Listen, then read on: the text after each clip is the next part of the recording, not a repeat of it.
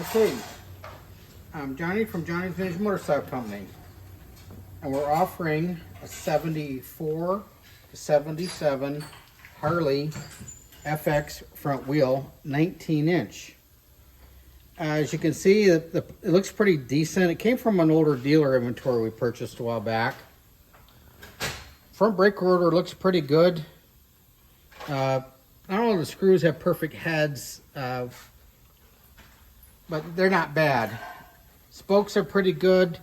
Some of the nipples are have a little bit of rust on them. You'll find a couple here, like there's a little rust right here on a couple of them. Not the end of the world. The black hub and the black rim, I don't know if it's powder coated or not, but this is just how we got it. So be good for restoration project. You could always take the black off, or some people like black. So here you go. Pretty nice looking wheel here, not hopped up or anything like that.